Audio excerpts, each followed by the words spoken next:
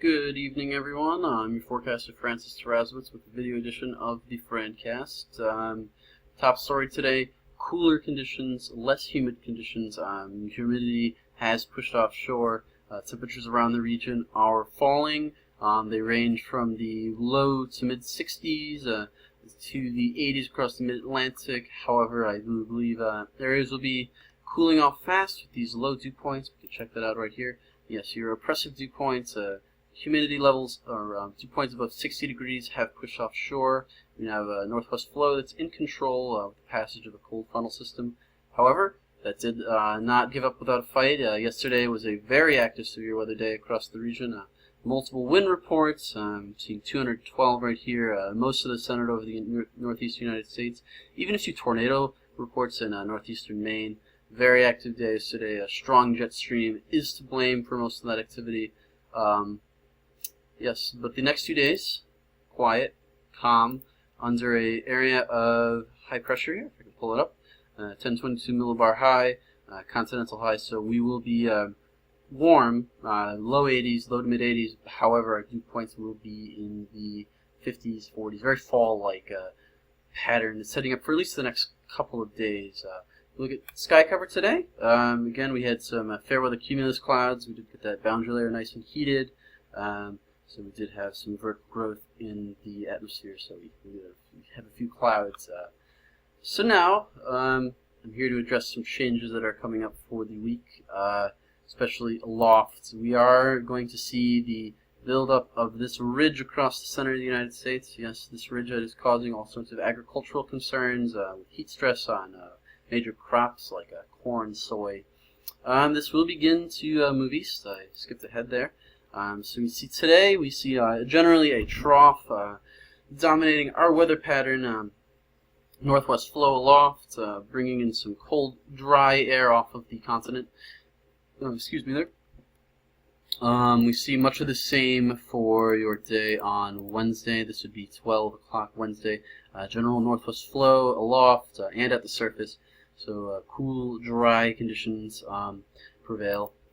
Things do begin to change on Thursday as we do see our ridge building up, and Friday we continue to see the ridge build up. However, we do see a disturbance move into the area, which I will address momentarily.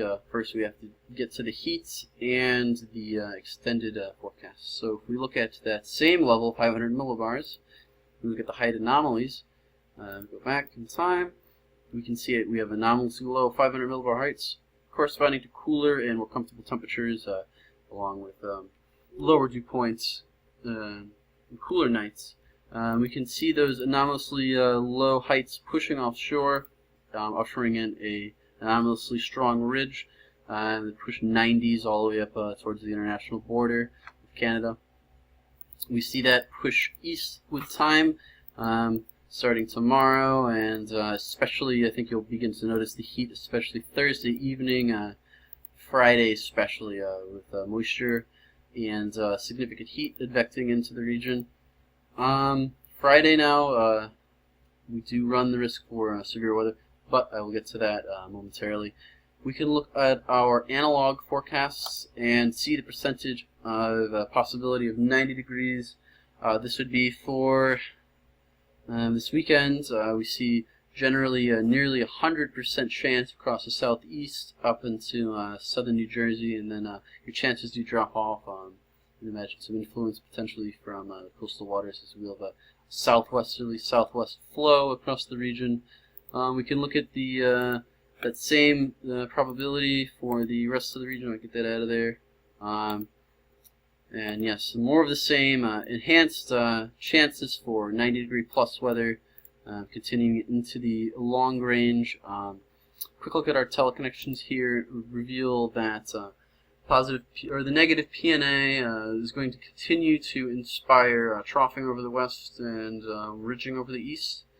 Negative NAO is going to keep the pattern nice and blocked, and the West Pacific Oscillation is going to ensure that the eastern United States is socked with a heat, humidity, and dryness for at least the next weekend or so. So do encourage you to enjoy these next few days. If you have any activities, outdoor activities, definitely plan them for Wednesday, Thursday, because it will be getting hot and humid Friday and beyond.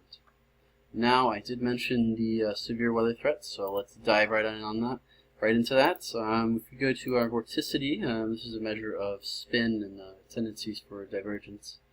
We can see again our pattern really establishing itself. We have a ridge building with multiple disturbances riding around the edge of it, and we do see one coming in from Canada, materializing Wednesday and pushing southeastward as you go into Thursday afternoon, evening, and especially as we move into your day on, oh, I jumped ahead there, sorry about that. We move into your day on Friday. Friday afternoon could be another severe day.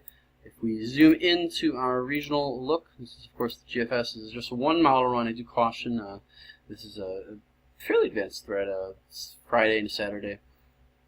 So take everything I say here with a grain of salt. I just want to point out that the pattern would be conducive for severe weather. So if we look at our parameter Friday, our vorticity parameter Friday afternoon, this would be 2 p.m. 18Z.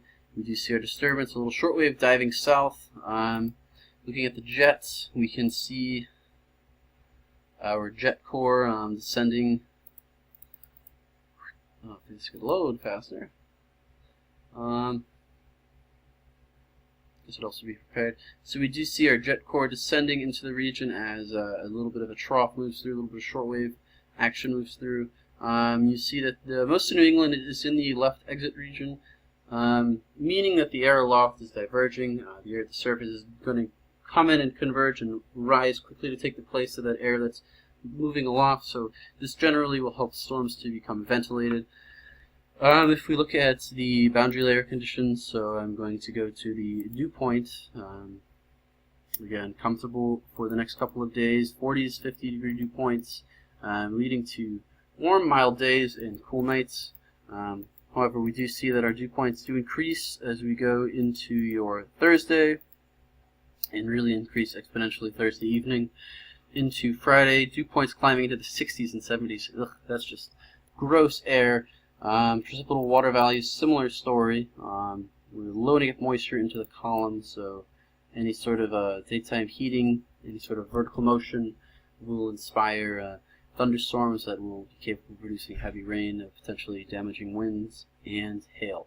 However, that threat is a bit far out for much in the way of confidence. Just a general heads up as to the threat that we're looking at. Another parameter that we do look at is convective available potential energy, CAPE, surface-based. So the model may not have the best handle on this, just a general idea. Again, low CAPE values for tomorrow, maybe some isolated cumulus clouds, fair weather cumulus clouds, maybe some pop-up showers. I wouldn't expect very much though. This does change in day on Friday. CAPE values over 1,000 joules per gram, so we do have some rapidly rising updrafts, potentially destructive updrafts, but we will see. Don't want to get anyone scared, excited, just something to be aware of if you're making plans for your Friday, going out to perhaps a lake, body of water to cool off, camping, whatever.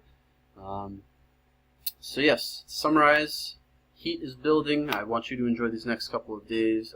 They're going to be mild. The dew points are going to be low, but beyond Friday, all bets are off in terms of cool, comfortable weather. Dew points, temperatures exceeding 90 degrees, especially in southern New England, are a sure thing.